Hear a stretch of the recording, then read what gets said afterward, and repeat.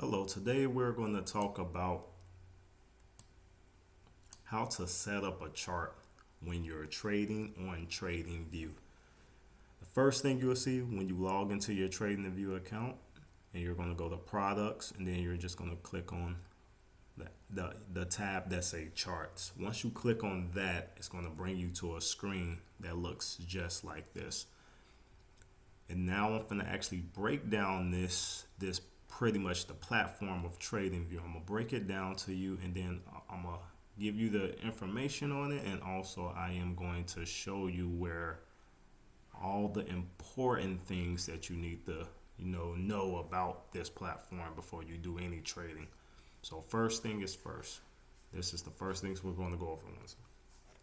We're now going to go over here to the right hand side. This side right here is a watch list. This is where all the items that you like to trade, you're going to put them here based on whatever you like to trade. TradingView is a third-party chart system that's connected with brokers. If I slide down here and I click on this arrow that's pointing up, it says show panel.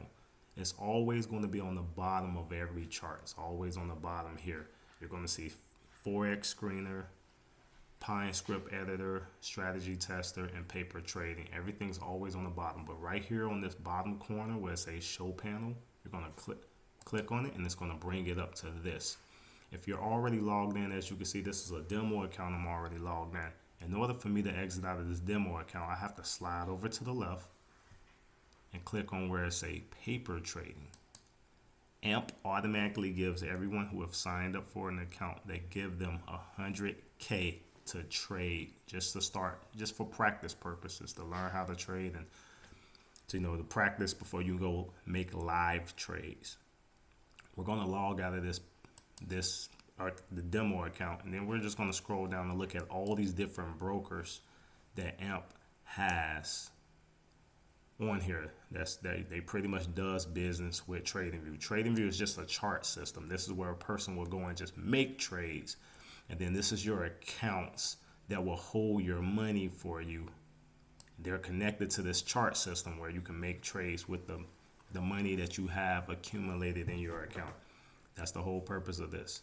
So you got all these different brokers. Right now, this is just pretty much what they have for right now. It used to be less than this, so now we see pretty much new brokers are now teamed up with TradingView now. So it's very convenient when you could it's pretty much just having one place to do everything at in one place. So that's the beauty of it.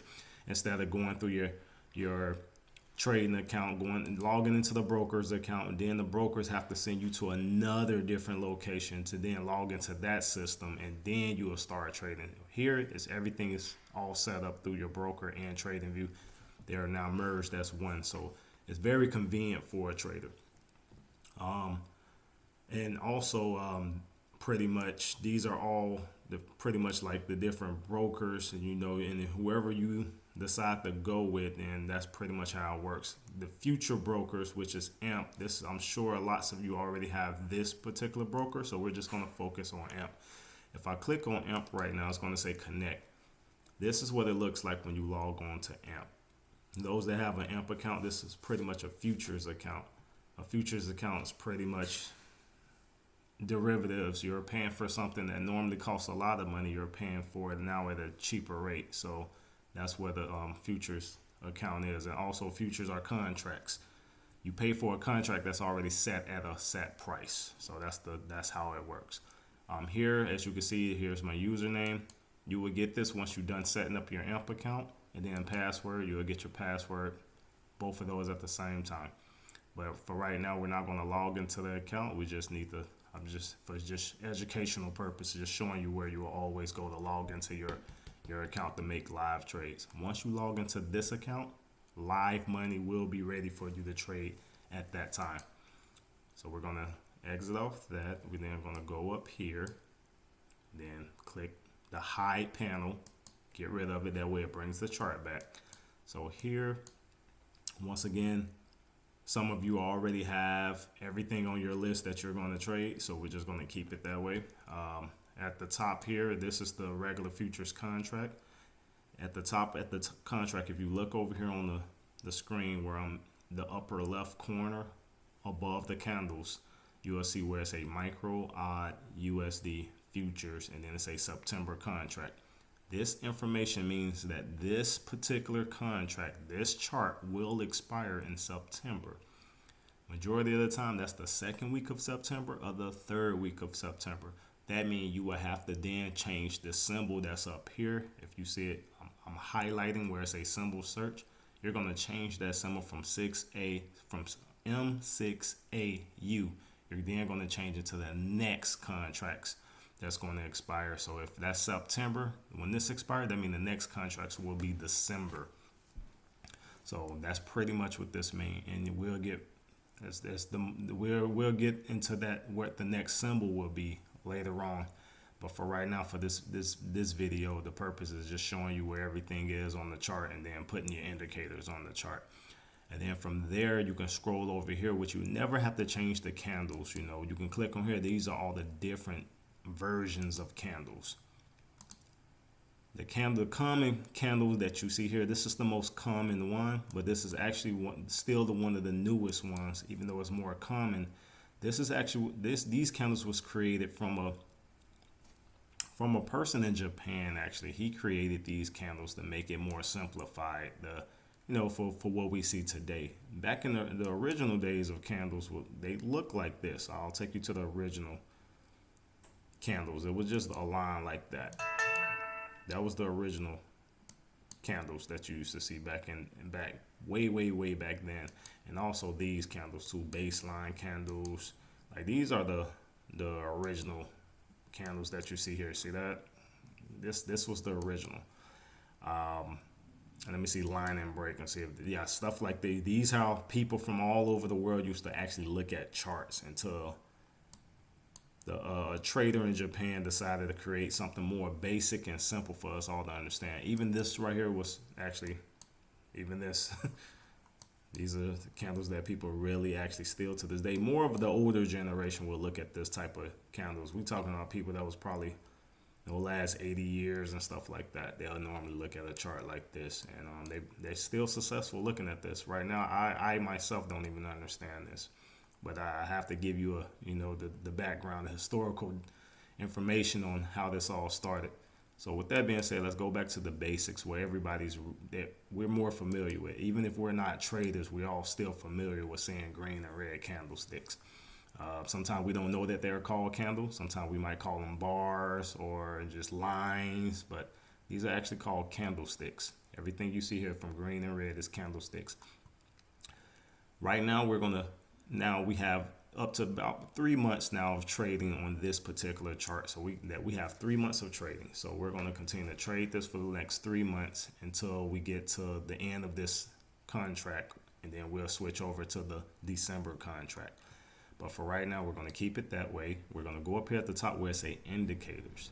We're going to click on indicators, and then we're going to now look for the indicators that I believe when you're starting out as a trader, these are the indicators you must have on your chart. So we're going to go on here and we're going to type in, we're going to look for Bollinger Bands. We're going to keep everything highlighted the way you see it now. So as soon as I exit off, I click on indicators, everything is already set. All I'm going to do is scroll down right here under the tab that say indicators. I'm not going to click on anything. I'm just going to scroll down. I'm going to look for Bollinger Bands. It's a Bollinger Bands. This is actually set in alphabetical order. You got an A section, and once you leave the A section, we go into a B section. Bollinger Bands you're going to need. I need you to click on Bollinger Bands 2 times. Once you click on Bollinger Bands 2 times, everything will come on the chart over here underneath the sell tab, and then the buy tab. Everything will be right here underneath that tab. All right, it's going to look just like this. On the first Bollinger Band at the top, you're going to keep everything, the settings, everything still the same. The second Bollinger Band, which will be underneath the first one, you're going to change the settings. And this is all you're going to do with the Bollinger Bands. You're going to, well, both of them actually, you have to change the settings. I just remember you have to change in the first settings, we're going to change this. we're going to keep everything the same on inputs. So where it's a BB represent Bollinger Bands. It's just abbreviated. We're going to now scroll down to where it's a inputs, style, and visibility. For inputs, we're going to keep everything the same way you see it. This is for the first Bollinger Band that's on top of the second. That's the one above. That's the first one we're going to change. We're going to keep everything the same, just like you see here. This STD DEV means standard deviation. We'll get more into that later, but like I said, for the length of this video, we're going to keep it short. We're going to keep this at 2. This is very important for the Bollinger Bands. Everything else will remain the same. You're going to then click on style. Go up to the top and click on style. And for style, it originally looks like this with the basis highlight check, but I'm going to get rid of it. We're going to get rid of basis. We're going to keep upper check. We're going to keep lower check. And then you're going to scroll down. You're going to keep everything with, say, precision. You're going to keep these 2 boxes checked. And then you're going to go to visibility and keep everything on visibility check. All right. That's all you're going to do. So, and then background, you're going to make sure the background don't have nothing shaded like this. You see this blue in the background? You can keep it on there if you choose to, but I normally keep it off. That's just my preference, but you can keep it if you want to. The only thing we really need to get rid of is this right here. You see this orange line that you see now? I need to get rid of that orange line on the chart. So I want you to get rid of that orange line, and then if you want to keep the background, keep it, or don't keep it. But I'm gonna just for like I said, educational purpose, I'm gonna remove it, and then I need you to click OK, and then I need you to go to the second Bollinger Band, which is the one underneath. You're going to click on settings for this one also. And for this one, we're going to change the standard deviation, which is abbreviated. We're going to change that to number 1. So it was defaulted to 2, but we're getting rid of the 2. We're going to change it to 1. We're going to go more into this later on down the line. But for right now, just to get your chart set up, that's the purpose of this video. And then everything, once again, will remain the same. Then we're going to go over to style, and we're going to do the same thing. So if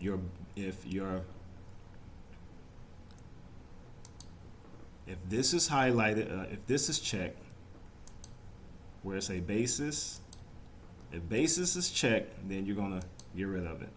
All right, and then you're going to scroll down once again. If your background has a check to it, get rid of the check. As you can see, this background has everything right here in the middle, you know, highlighted. It's up to you. It doesn't really matter at the end of the day, but like I said, I normally just get rid of mine. Everything else will stay the same, the upper line and the lower line. And then once again, precision, all these will stay checked. And then nothing you have to do on visibility. You could then click on OK, and then this is what you're going to see.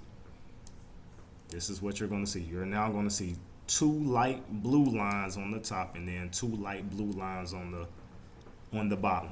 These lines pretty much are going to act as minor support lines. Bottom lines are the minor supports, and the top lines, the top blue lines, are the minor resistant lines. This is going to help you pretty much when it comes to like how to identify where you should enter the market and where you should exit the market. That's the whole purpose of this being on your chart.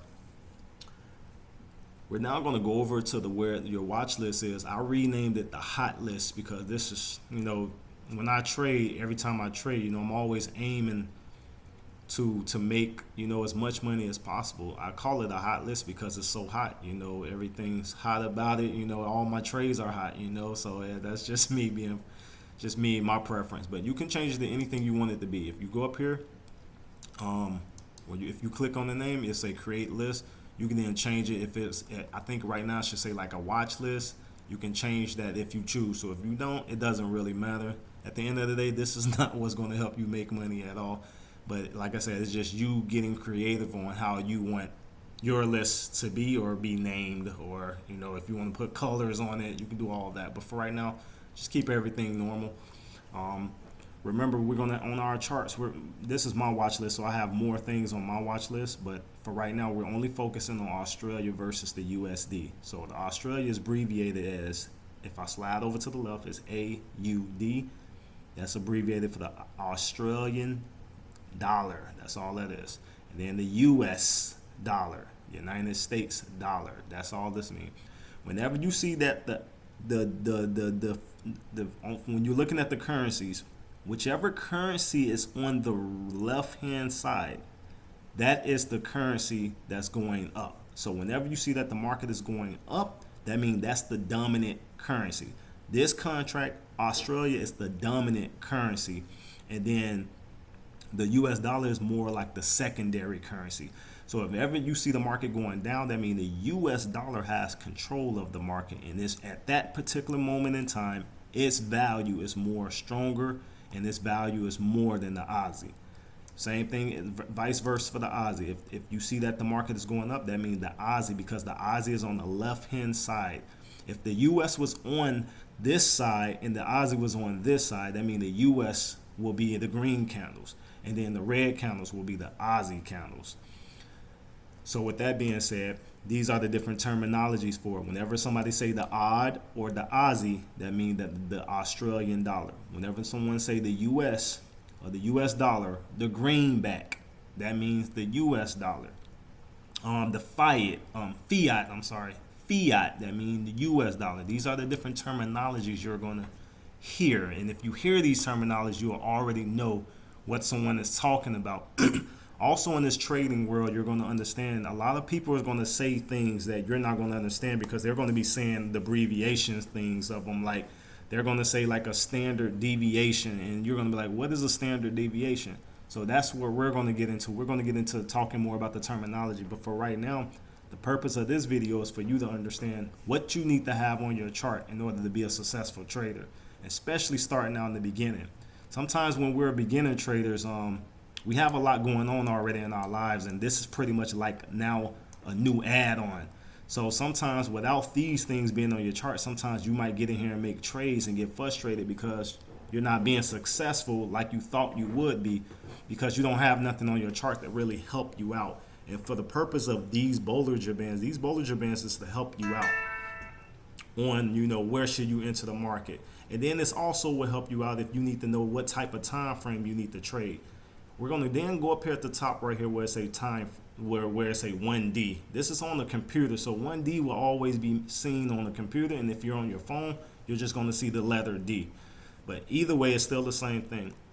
If I go up here and click on 1D, these are the different time frames a person will look at to make trades, or to figure out where they should wait, and how long they should wait, and should they enter at the blue line here on the 1 hour on the daily chart, or should they go to a 1 hour chart and look at it differently? So that's what this is all about. This is the different time frames to look at. The time frames that is based on you as the individual. I'm more of a day trader, so what I do is look at the whole day of what took place. If I see that the market for at least the last 2 days was going up, and then that third day the market was going down, then most likely for that fourth day, the market is going to go back up again. So I'm more of that type of trader, whereas I keep it simple. I wait for the market. As you can see, the market has almost gotten to this bottom blue line here. That's a strong signal for me to get ready to buy it back up. So when the new day comes out on this red candlestick, this is 24 hours. So the next new day, when that come out, the market actually might go back up. So if I go over here to the left, I can just find me a nice little arrow and just go like this. I'll point up like this. The market literally might come back up like that next candle. I will then make as much money as this thing going up, just as much as it fell. So it fell here. If I slide over to the left, you will see, to the right, you will see the actual 70.51. That's where pretty much it fell from. If I slide over to the bottom, it fell all the way to 69.37. So with that being said, I can actually take these two numbers and subtract them to see how much movement the market did. So from 69.36 to 70.51, we talking about 130 something pips, almost close to 140, even almost 50. So that means in one day the market fell over 100 plus points. So like I said, you can literally turn this into a daily, like a 9 to 5. This right here is your 9 to 5. You can literally make as much money as this thing fell, and then guess what? It has to eventually go back up. You make as much as it going back up. So that's how I pretty much trade. You use these lines to help you to help you to enter or to exit the market. As you can see, this green candle here, the market actually came, fell down, created this long wick on this current candle that's for the 16th of June.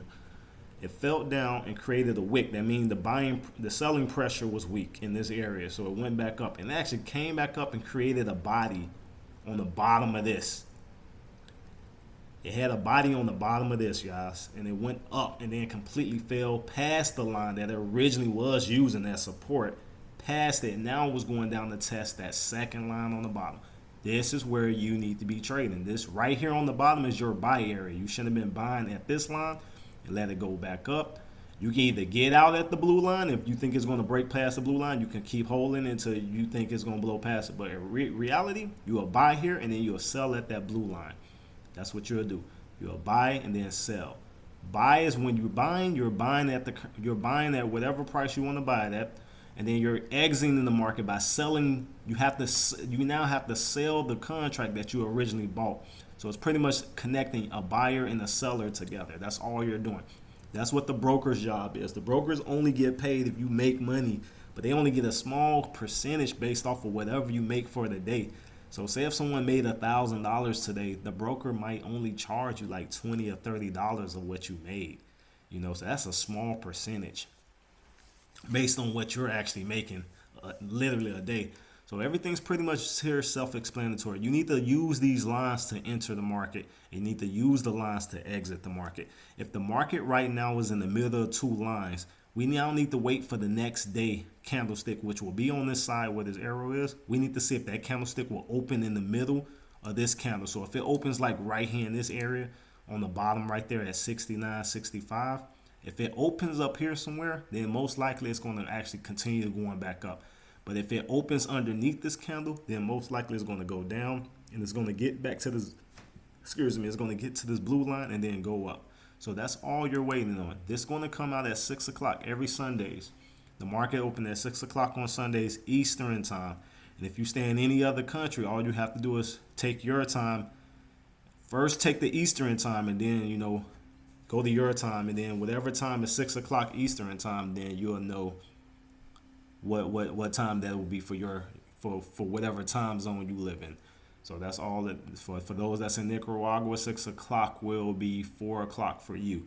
So 4 o'clock on Sundays, a new candle will form to start the actual trading week. So always be mindful of that. For us in America, those that stays on the eastern side of Eastern time zone, we're going to be 6 o'clock, and those that's on I believe Nicaragua is Mountain Time, and then Central Time. Those that's on the Central Time will be, those that's on Central Time, their time frames will be from 6 o'clock. Theirs will be 5. They'll be 1 hour behind us. So that's pretty much how it works. So every Sundays, guys, at 6 o'clock Eastern Time starts a new trading week. All right, so we took care of that. At the top here, guys, whenever you're on the candle, whatever candle you're on, I'm on the daily chart, so that means this is 24 hours. That if I highlight the previous candle, which was on the 17th of June, at the top you'll see some numbers. You'll see some numbers here at the top. O mean that candle opened at this number. High mean that the candle went as high as this. Low mean the candle went as low as during that time. This is the lowest number it went to, and then it closed at 69.37. With that being said, it shows that the market moved 126 pips during that whole entire time. So 126 pips for that whole one day. That's what the market did.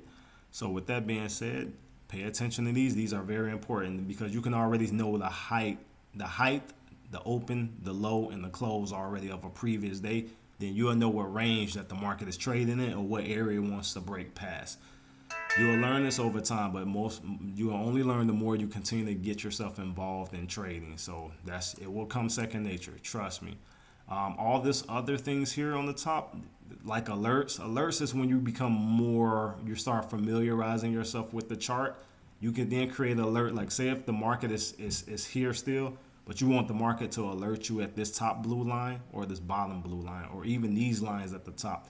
You can create an alert and then whatever number this is over here on the right hand side, as you see me scrolling up and down on the mouse, wherever that number is, you can then type that number in. So let's just do one right now. Let's do 72.12. The market right now is below 72.12. So when the market get up here to 72.12, I want the market to alert me that it's there without me sitting here watching the chart. So let me go up to alert, and then I'm gonna type in 72.12 right here. If I scroll down, it's under condition. You see everything else self-explanatory. You're gonna keep all this the same. We're gonna just change that number, the value, to 72.12, 72.12. All right, 0.7212. And then since the market is below that number, we're going to click here above it, directly above where it says crossing. We're going to say crossing up, because the market has to cross up to get to this area. And then we're going to keep everything the same. Options, you're going to keep it highlighted only once. Expiration time, you're going to keep this the same. Don't have to ever have to change it. And then alert actions. How do you want to be alerted when the market gets to this area? You want to be notified on the app. You want for a pop-up to show up. These are pretty much based on if your laptop is open, you're on a computer, then you'll want a pop-up to show up. It'll pop up on your screen if you're looking at other things on your computer and you're not looking at the chart. A pop-up will show up and say, hey, the market is finally at 72.12. What I like to use is emails and a notification on the app. These are the main two I like to use, because sometimes, like I said, I normally don't keep the laptop always on. So I don't want to know a pop-up not going to show up, because the laptop has to be on for you to see, to see that pop-up. But for right now, since I might walk away from the laptop, I'll just have it to notify me on my phone, which is on the app, which is on your phone. Download the app. Please download it and start getting yourself familiar with the app. It's the same thing that you actually see me doing on this video. It's the same thing on your app. And whatever you put on your chart on the actual, when you're on the web browser, when you're on the website itself, it would then be synced to the app on your phone. So you don't have to go in there and customize anything no more. It will already be set. So what I do is check send email and then notify on the app. I will then create a ticket. You can alert it, give it an alert name, saying what you think, like the reason for you placing this alert. You can say, because I'm thinking about buying it or selling it. Like, you can type in or get creative on whatever you want it to be. I could say potential sale. I think when the market gets to this area, it's going to fall back down. So I'm just going to, these are things I already typed in, so they already just saved. But I'll just say potential sale. I'm thinking about selling. The message can stay the same. You don't have to really change it. You don't even have to put nothing for alert name if you can remember the reason for you putting this alert. But sometimes you forget. Sometimes you trading so much like me, sometimes I forget why I even put that alert there. So I use the alert name to remind me of why was that alert originally placed if I didn't write it down. So I'll then say create, and then you're now going to see a yellow line now up here. And if I zoom in, you will see a yellow line right there. And if I get to that yellow line, it's going to stay on the chart. If I get to that yellow line, it's going to say alert, potential sale. I mean, now I'm reminding myself that, hey, when the market get here, I want the market to get here. And if it reject that blue line, it's going to fall down. I need to make my sale. I don't have to sit here and watch this all day. Now I can go about my life, go about my regular day, just pretty much waiting for my moment to make a trade. It's that simple. So that's pretty much what the alerts for. With this platform, TradingView offer paid subscriptions and free subscriptions. I will tell everybody, like I tell everybody when you're learning in the beginning, don't worry about paying for the subscription. Right now, when it's a free subscription, you're just going to see a lot of pop-up ads, people trying to advertise this and advertise that. You're going to see a lot of pop-up ads. 1 second.